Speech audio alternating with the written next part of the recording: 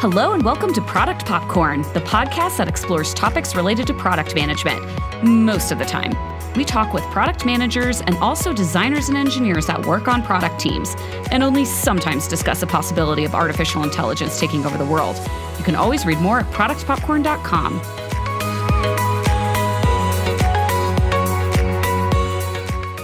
This week on the podcast, my guest is Karleen Mercuri. Karleen has been on the podcast before, and she's managed a lot of different products, working for companies like Craftsy, Revolver, and currently Closet Box. I convinced Karleen to be on the pod today and try out a new idea I had. Like, what if we look at some of our everyday experiences, like going to the grocery store, and apply the same methodology we use to improve software products to improve these experiences? And what if we think about all of our experiences as products? In this episode, Karleen and I critique the end-to-end user experiences of the grocery store, the post office, and the doctor's office. Spoiler, all of these could use improving. Hey, everybody. Welcome to Product Popcorn. I'm Kimberly, and I'm a product manager. And today I have Karleen back with me. Hi again. She's also a product manager. It's true. Today, we are going to review everyday things. So I was talking to Karleen recently, and I was like, hey, when I'm out and about just living my everyday life, I find myself critiquing like user experiences of things that I just am doing every day. Like going to Costco or going to the post office. And so I asked Karleen to join me on this product manager's review of everyday things, and she agreed. So I did. I think it's almost more frustrating to be a product manager and like go grocery shopping than the average human. It really is. Because we know how much it sucks that they don't pay attention to their customers. I know, we really do. Every business should have a product manager. It's true. Yeah, and everything is a product. Every experience is a product. It's true. Before we get started, I just wanted to ask a couple of quick things.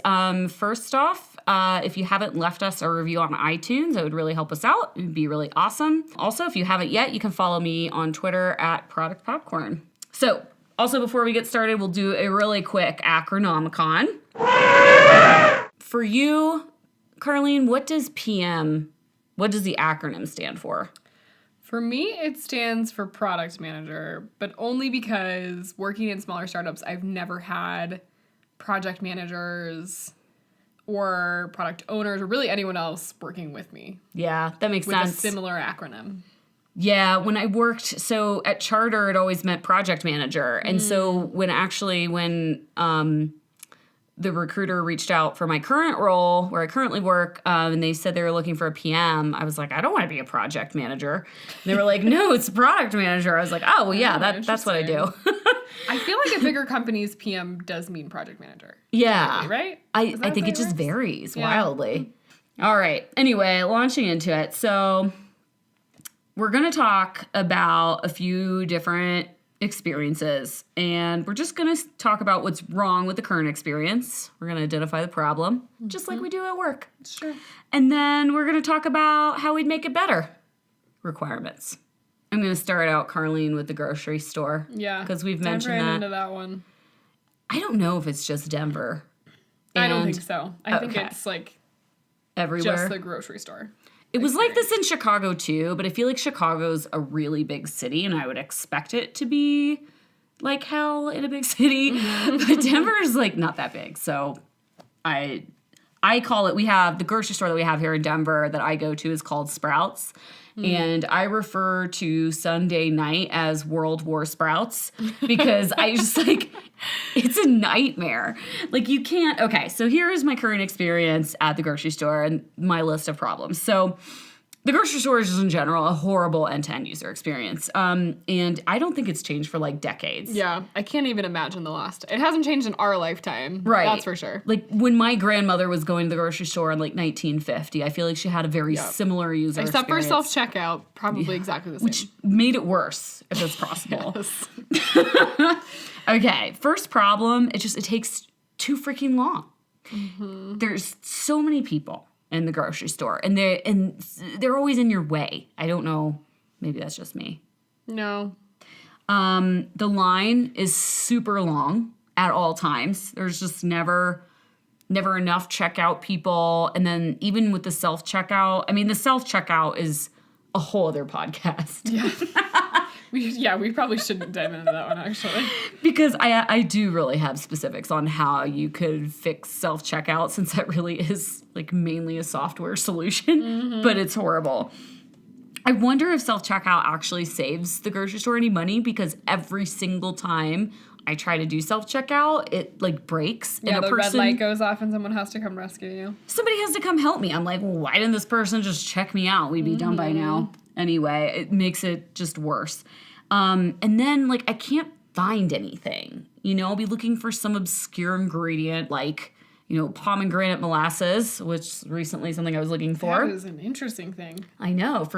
I think it's pronounced fazajan. It's like an Iranian dish I wanted to make. Very cool. Couldn't find it. And then, you know, you can ask somebody that works there, but like they don't know where the hell pomegranate molasses is. Like they're not using that. So, you know, it's just really hard to find things. And this last problem might be specific to Sprouts, but whenever I do look for something, like things that I need commonly, like every week, like cucumbers and lemons, there are never any left. Right. And this is probably because I go on Sunday night, but it's like you guys know that you need a certain amount of lemons. Right. Like you're not tracking your data or something here. It's just weird. But so those are all my issues. Did I hit them all?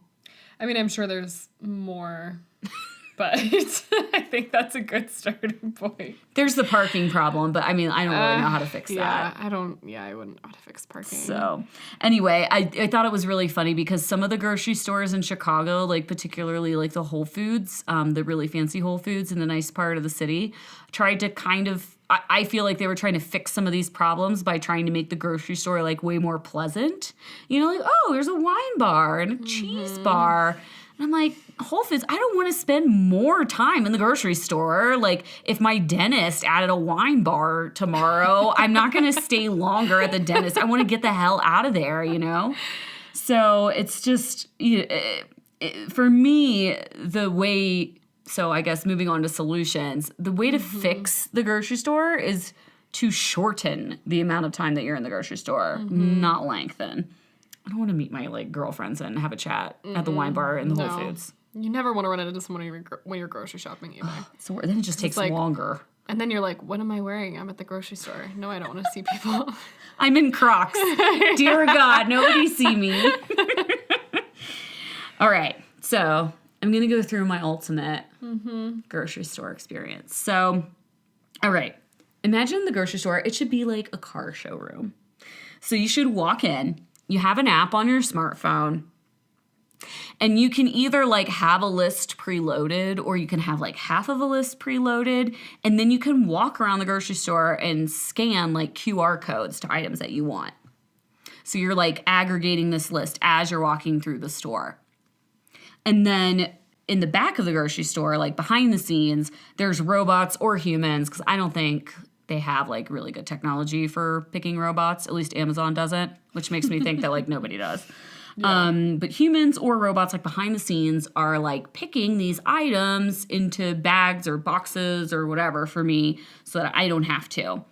And then when I'm done, I just click something on the app that's like complete, and my payment is already in the app. It's already connected to my account. So just like Uber, I just leave the grocery store with my bags or my boxes. I don't have to wait in line to pay for anything. And there's no cashiers out front that are like scanning things individually. Everything's being done behind the scenes. And then when I exit, I just pick up my bags and I leave.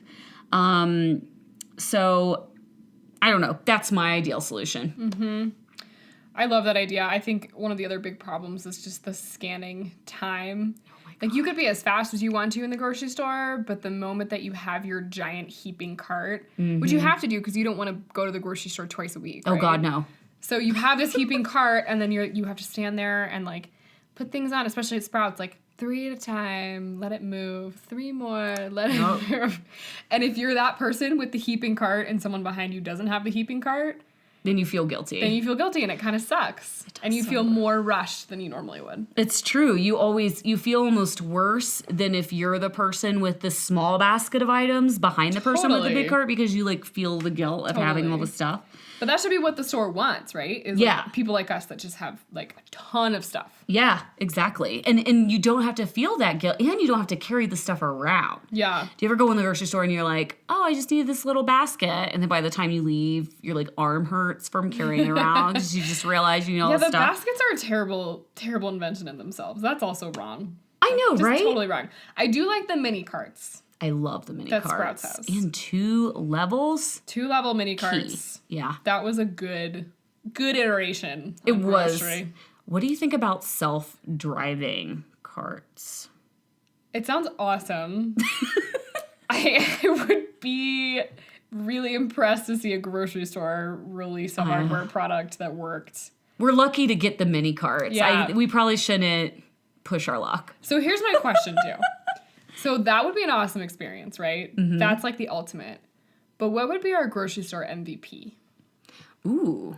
Like if we could only fix like a couple things and we knew they had to be easy, because I imagine there's like a ton of giant people in towers dealing with grocery store logistics. Yeah. It's like, what would we do?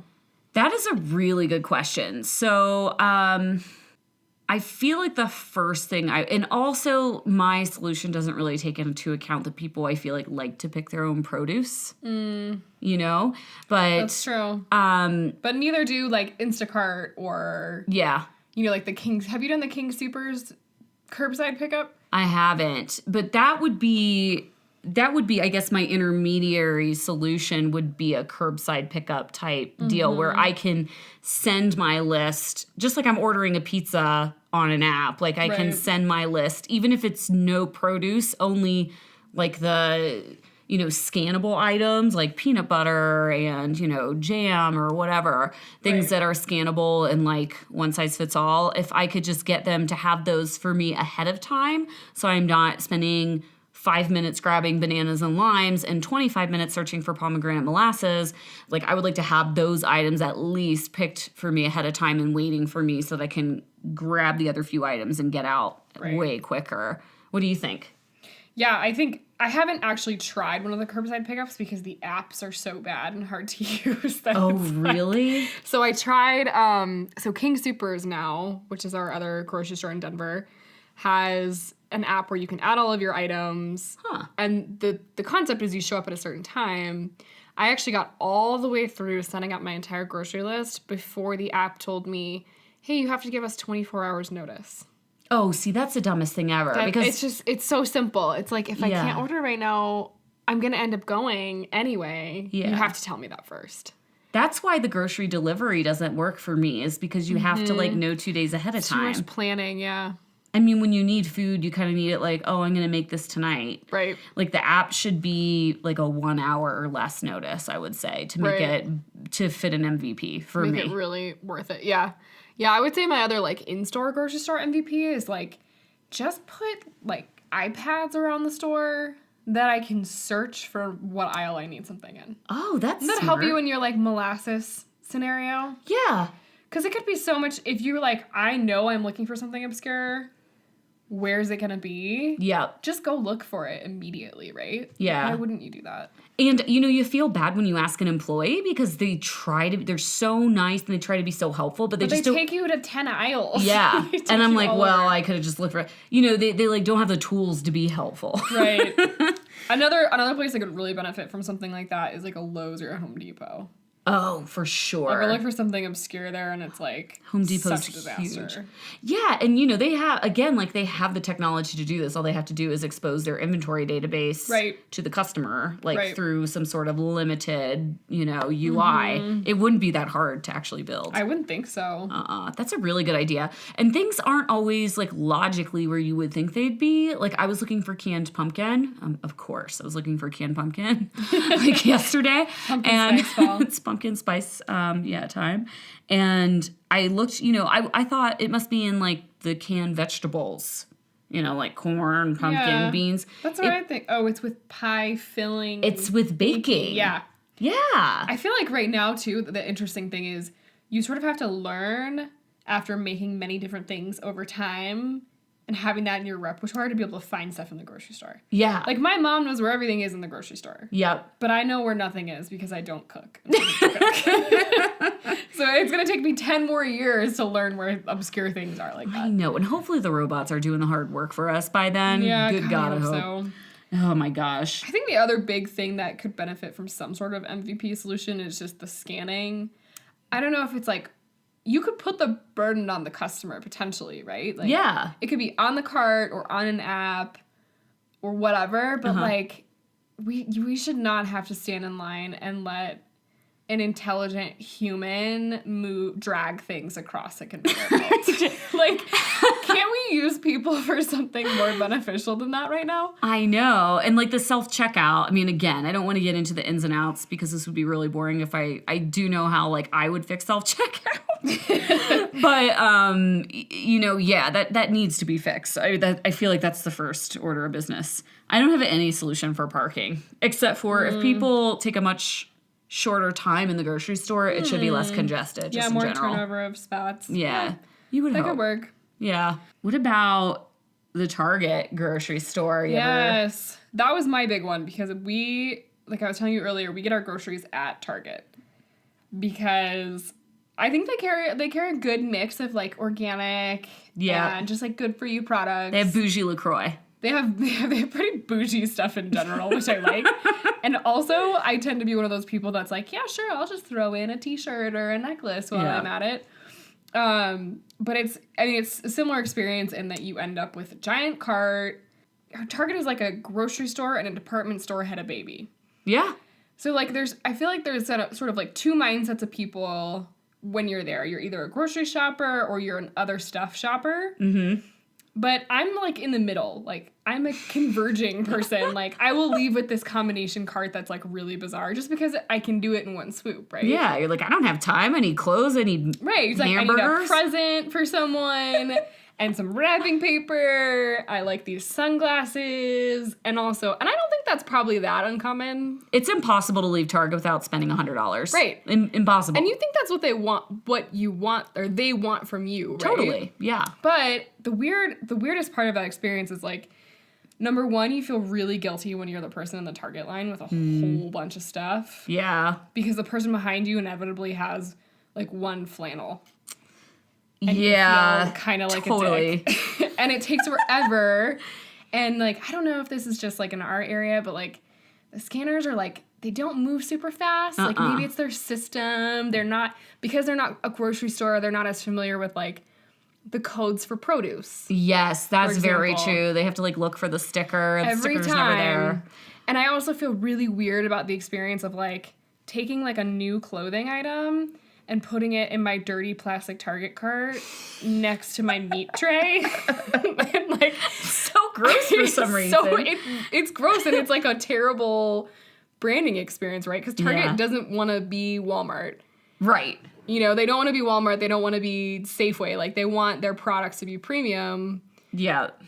But you're trying to mix these two worlds, and it's like a very odd experience in the end. Do you feel like we need, like, a new cart design for Target? That's what I was going to suggest, actually. Yeah. Like, I think it could be as simple as, like, compartmentalized carts. Like, it's totally not just a big empty basket anymore. Maybe a tri-tier cart, similar to Sprouts' double-tier cart, but with 3 tiers. I like that. Cold, other, and clothes on top. See, why don't all grocery store carts deal with, like, eggs and bread? I don't know. And give them, like, a special home. They should. Because the thing at the top is really supposed to be for your, like, baby, for your human child. not for your bread. What happens, people with babies, what happens, where do you put your baby when you have eggs? Where do you put your bread when you have a baby? That's really the better way to ask that question. Whole Foods, we're talking to you. If we have babies, where are we supposed to put our freaking bread? Yeah, I all don't right, know. Answer us this.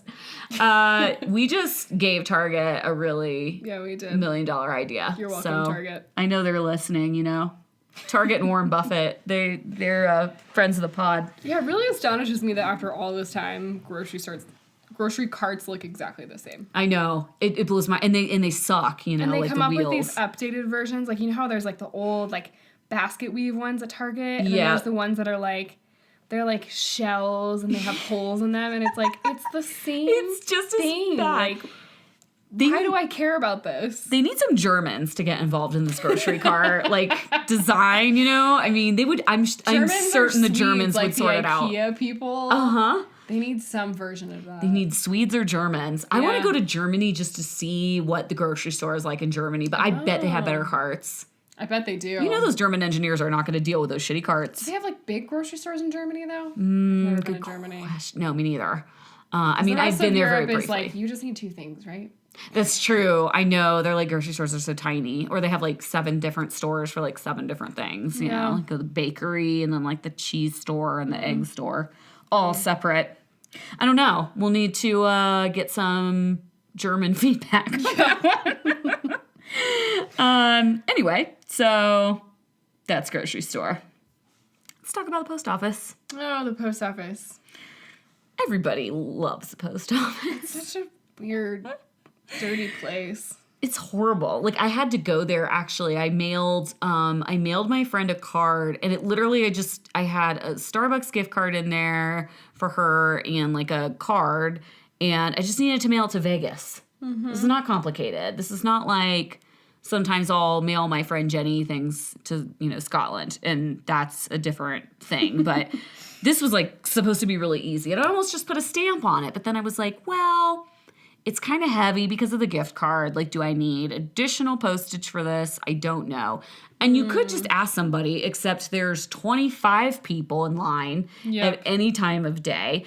Why does the post office look like, my grandma's house? There's just like sticky notes everywhere. Nothing makes sense. So true. It smells weird. Like there's the moths in there somewhere. I don't know where they are. They can build a brand new post office and it will still look dirty. Like how do they do that? I don't know. And there's not even carpet in the post office. That's true. And yet it still smells like wet carpet. Like why? Yeah. It has that like moldy, musty smell. And there's just handwritten notes everywhere. It's so confusing. They need whoever does like the store design for the Apple store should be contracted to like fix the post office. Was like in financial peril somewhat recently, or perhaps they still are. So like, let's make the post office sexy again. It never was, but. Let's make the post office sexy. You'd think even in financial peril, you could just like clean it up, man. Yeah. I don't know. But here, I guess it takes money to do that, but. I guess, yeah, you're probably right. But it doesn't take any money to remove sticky notes. True. I don't know. Anyway, I went to the post office. The line was long, so I tried to use a self-service machine, except there are literally like 4 self-service machines. I don't know which one I need. There's like the machine that only sells stamps. There's like the machine that has all like the boxes in it. There's like 2 other machines that have some sort of like scale and like computer screen. No explanation for what the difference is or like which one I should be using. And then, I can't talk to a human just because like I'm not waiting in that line. There's no way. I'll die. And I'll probably not die, but and then the product offering. I mean, this is my main problem with the post office. The product offering is so complicated. Mm-hmm. I feel like UPS and DHL and all the private companies, like their product offering is also like they have a very complex pricing structure, right. But they like make that complexity invisible. You don't go to the UPS store and they tell you, well, you need this box and this type of service. They just like tell you how much it is. Mm-hmm. So what I feel they need, this is my solution for the post office. They have 1 self-service machine. Mm-hmm. You can just get stamps at that if you want it. I think it should speak. I think it should be a speaking machine. I think it should have like an Alexa. A speaking machine? Oh no, post office is not that far ahead. What happens if you're visually impaired? That's a great question. Just shit out of luck at the. I think you have to wait in the line and talk to the humans. Yeah. I mean, that's my guess. So it needs to be a speaking machine. And I think that it needs to have like 3 functions when you put the package or the envelope that you want to send. It needs to not just weigh it because weighing is like half the story, post office. Come on, you know this. You deal with this. It needs to scan it to get like approximate dimensions. And then it needs to read the destination. I mean, the ATM will do this with a handwritten check. Like we have the technology to recognize handwriting. So, scan the handwriting and figure out where the hell a package is going. And then just show on the screen my options, if it's overnight shipping or 2-day shipping, how much it is, and then we're done. I don't think it's that complex. It's not that complicated, the solution, actually. Right. And this is actually a pet peeve of mine, too. I hate the word 2-day shipping. What does that mean? Right. Does that mean it's a true... Like, if I send it right now... Is it going to go tomorrow? Yeah. It's probably not. They're like, well, it's not, it's Monday, but it's after 5 o'clock, so it won't get Right. there till Tuesday or Thursday. That's not 2-day shipping. So just instead of saying 2-day shipping, tell me the day of arrival. There's no reason to like name a specific service 2-day shipping. Just tell me the day of arrival and then the cost. Right. So I don't know. That's my post office rant. I do know that like the solution I'm proposing will really be a political problem because postal workers, especially in small towns, are like really good jobs. They're federal employees. Yeah. And the automation that I'm proposing would probably eliminate a lot of jobs. It's true. But I think they need to start phasing something like that in. There's really no other choice, Right. especially since they're like nearly bankrupt. I always wonder too, and maybe this is maybe not as relevant to like location-based services like this, but I think that people can be used for better things. Yeah. Like, I think we don't have to eliminate all the jobs. I think we just have to repurpose, like, what are the things that the post office really wishes it could do, but it doesn't have enough people? Yeah. Like, solve the basics with automation and then put those people on that problem and make it even better. Mm-hmm. Maybe that's wishful thinking, but... I don't know. I mean, you would think that I feel like they always look really busy. Right. Yeah. And you still have to have a couple of people that are going to help, maybe like older patrons and, aren't going to want to use the machine. Yep. So, you can still have some humans, but you should really be just encouraging people to use self-service Right. if it were better. Yep. Yeah, I also don't understand when you put the letter in the mailbox, there's like local and then whatever the other mailbox says, like not local. What is the difference? What's local? Is that like Denver only? Is it Colorado? Is it your zip code? Does anyone mail anything within their own zip code anymore? Yeah, why would you? I'm not sure. Also, like, why doesn't it just all go in the same freaking box? I don't know. I That's don't a great understand. Because they're going to have to sort through the local and take out stuff that isn't actually local. Right, like you can't trust would they people wanna do that to work? adhere to that rule. That's another thing that like probably hasn't changed in 70 years. Probably. It's just habit, and they've just never had a product manager to look at it and be like, this is unnecessary. Yeah. I imagine, too, to save money, the post office just slaps on, like, features. Yeah. And they just add a new machine, but they never think about the experience holistically because they feel like they can't. That's They true. don't have the time or the resources. Yeah. Yeah, I do agree with that. It's they need like an overhaul, like Yeah. for sure. I feel like a team of product people with some software engineers to remake that machine and they'd be a profitable business. Yeah, I think you're right. Anyway, We could bring them back on track. Post office, hire us. hire us, post office. Actually, I don't want to work for the post office. Yeah, I don't want to either. Not Sounds us. horrible. I'll go for $1 million. You had one. I have one. I have the doctor's office, the dreaded doctor's office experience. So I am pregnant at the moment. You are? I am. Oh my God, what if your boss finds out on the podcast? Ooh, I don't know. It's funny you mention that because it's a little awkward being a woman in a workplace, in an open office, trying to schedule your first doctor's appointment on the phone while your coworkers are walking by.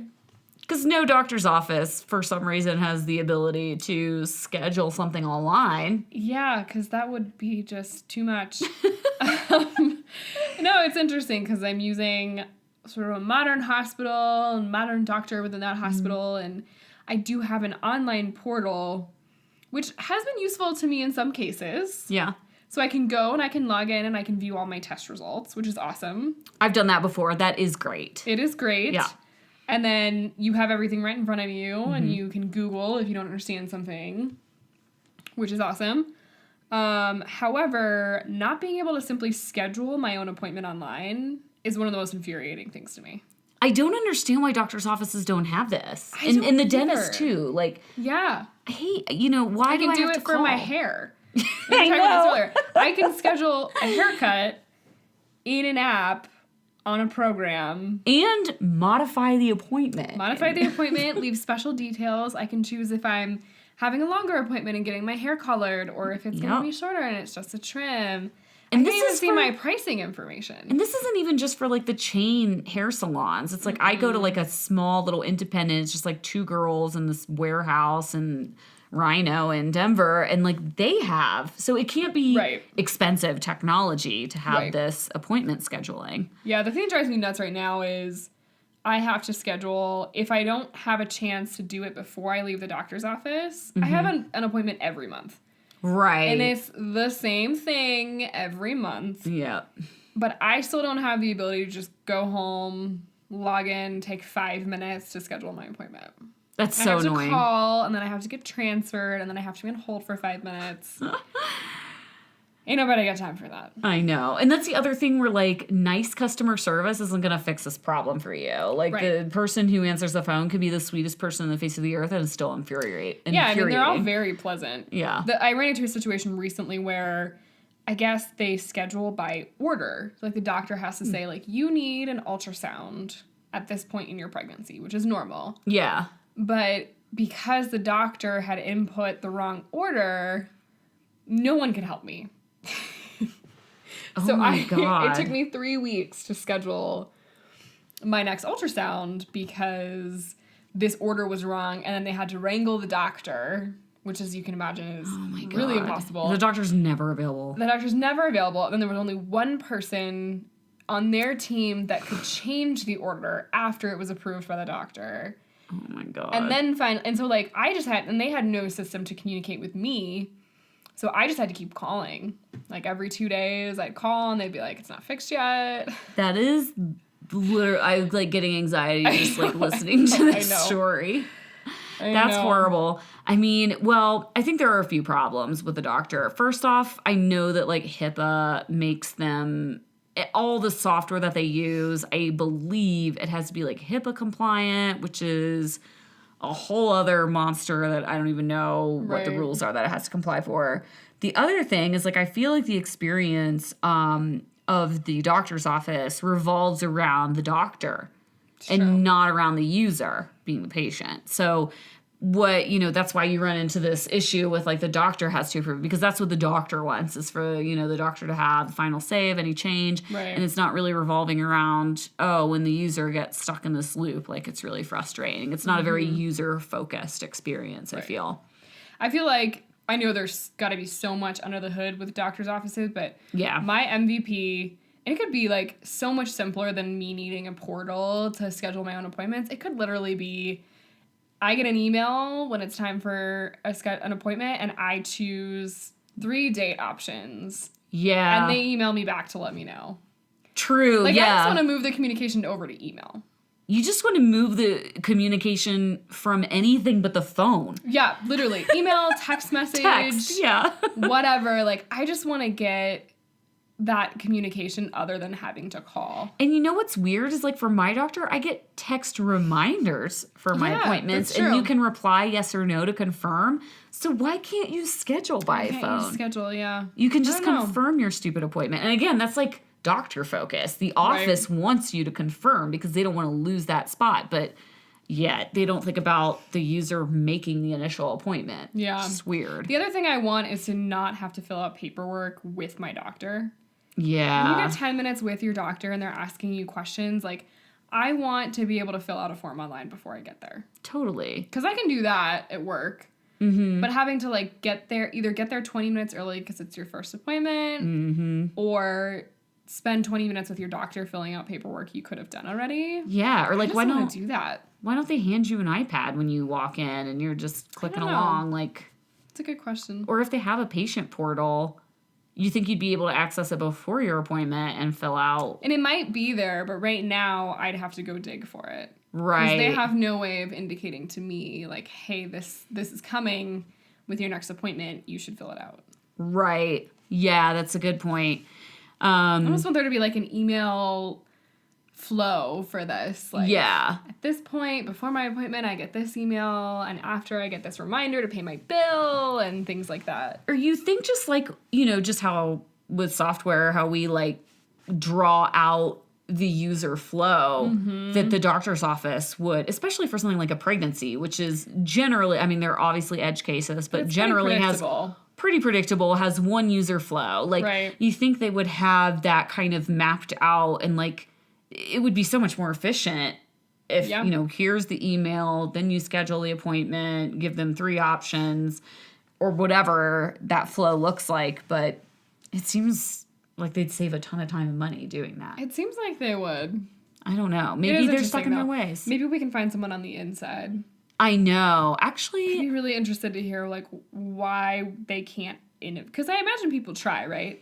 Oh, sure. But, like, why can't they innovate? What keeps them from that? I have been looking for a doctor to come on the pod for some time. I have many questions written down that I would like to ask the doctor. I want to ask them about this. I also want to ask them about why it takes so long for medical breakthroughs to trickle down through the system to get to where they're actually... I read, and, I don't know if this is true on average or, like, what data points they're using to calculate this, but I read that from the time that there is, like, a new medical breakthrough that works to the time that, like, a family doctor will actually uptake that procedure, it could be up to 10 years. So, I mean, you think of all the people that are being mistreated in, like, that period of time is astounding. But I want to, I'm sure that there are reasons for these things. So I'm dying. If you know any Denver area doctors, all Denver area doctors, tweet at me. I want you on the pod. Yes, please. It's coming up. I also want to know how doctors stay current on everything that's out there. That's another question I written down. They don't. There's just no way. Can't, right? But, like, what's their resource when something new happens? Is there medical journals? Yeah, there's no, like, central, like, database where as a doctor I can, like, describe my problem. Well, I think that's I don't necessarily know how to solve, or I'm not sure I'm solving the right way anymore. This is the biggest thing that I think artificial intelligence is going to be used for, is that, they're going to have a robot read every single medical journal that comes out every month and then retain that information and work alongside doctors, like have an AI paired with a doctor to help diagnose and just find the correct treatment, because there's just no way the human brain can retain that much information. I feel for doctors too, because as people in technology, we have to constantly be learning new information, but we have a million resources for that. Yep. We don't have to worry too much about their credibility to some degree, depending on what the issue is. And then we also get to experiment. Like, we get to try and see if it works. And we're encouraged to fail. We're encouraged to fail, which, like, obviously that's a different area for doctors altogether. But I'm sure there are things that they could try that wouldn't be, like, harmful to people. Yeah, I think that there's, like, a lot where technology could really improve the patient experience just, like, exponentially. Right. But I hope it's coming. It has to be frustrating for doctors, too, when they can't diagnose or they don't know the best treatment for something. Yeah. This is a little bit of a tangent, but there's a great book I read when I was first approaching pregnancy, which is by an economist who was frustrated with going to the doctor and asking questions and not having them really be able to give her the full scope of answer. Interesting. So if you had questions like, should I drink during my pregnancy? Yeah. The safe answer is no, right? So that's what doctors tell you. But in reality, there's a whole bunch of data and a whole bunch of studies, some of them done well, some of them not so well, on this particular topic. Huh. And so she actually goes out, seeks that data herself, condenses it, puts it into a book, and says, here you go, make your own decision. It's like Freakonomics for pregnancy. That's true. Yeah. I really like it. It was neat, but I do sometimes wish for that as a patient too. That I could have a list of sort of like my own potential solutions and the drawbacks associated with those solutions and make a choice. Yeah, because like you said, the liability is so strong. Your doctor's always going to tell you the safest one. Right. Huh. Yeah, that's they need a book. Like now she needs to write a book for all the other medical conditions, not just pregnancy. Like you have heart disease. Really, your doctor says you can't eat cheese, but really you can have cheese. You can have plenty of ice cream and cheese. We don't know that. No, we don't. Cheese. Ask your doctor. If you have a heart problem, don't follow our medical advice. All right. Well, I think that's all we have for today. Yeah, I think we covered a lot. We did. A lot of problems. We're just, two product managers fixing the world. The Karleen and Kimberly complaining hour is maybe a little bit of what happened, but hopefully there's some good nuggets in there. We're solving problems. We are solving problems. Big problems. Yeah. All right, everybody. Again, any Denver area doctors that want to talk technology on this podcast, please tweet at me at Product Popcorn. And that's all we have. All right. Thanks, everybody. Bye. Thanks for listening to Product Popcorn. You can subscribe to the podcast or leave a review on iTunes, Google Play, or Stitcher. You can always read more at productpopcorn.com or follow us on Twitter at Product Popcorn.